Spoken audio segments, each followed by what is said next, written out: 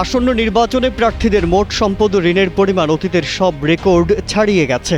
ত্রয়োদশ জাতীয় সংসদ নির্বাচনে অংশ নেওয়া প্রার্থীদের মাঝে ২৭ জন প্রার্থীর সম্পদ ১০০ কোটি টাকার উপরে এবং ৮৯১ জন প্রার্থী কোটিপতি।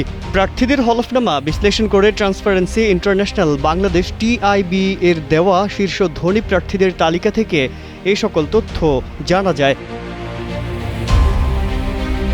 তালিকার শীর্ষে রয়েছেন ফেনী ৩ আসনের প্রার্থী আব্দুল আউয়াল মিন্টু। তার ও তার স্ত্রীর মোট সম্পদের পরিমাণ ৬০৭ কোটি টাকা। দ্বিতীয় অবস্থানে আছেন চট্টগ্রাম ৪ আসনের প্রার্থী মোহাম্মদ আসলাম চৌধুরী। তার সম্পদের পরিমাণ ৪৭৪ কোটি টাকা। তৃতীয় ময়মনসিংহ ১১ আসনের প্রার্থী ফখরুদ্দিন আহমেদ, সম্পদ ২৯৯ কোটি টাকা। ৪ আছেন কুমিল্লা ৮-এর প্রার্থী জাকারিয়া তাহের, তার সম্পদ ২৯২ কোটি টাকা।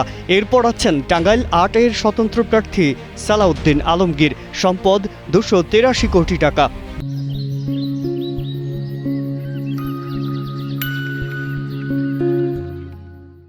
বাগেরহাটের ৩টি আসন থেকে প্রতিদ্বন্দ্বিতা করা স্বতন্ত্র প্রার্থী MAH সেলিমও কম যান না।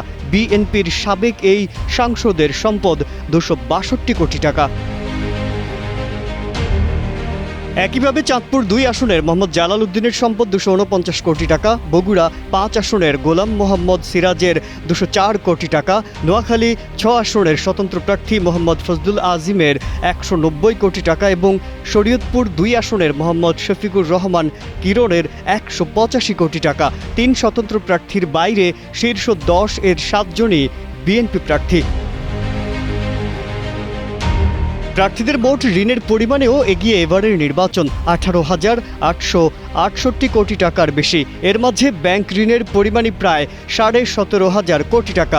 বিশ্লেষকদের মতে বিপুল সম্পদের পাশাপাশি বড় অঙ্কের ব্যাংক ঋণ প্রার্থীদের মাঝে স্বার্থগত সংঘাত ও রাজনৈতিক প্রভাব বিস্তারের ঝুঁকি তৈরি করতে পারে। Desk report, Kaler Kantho.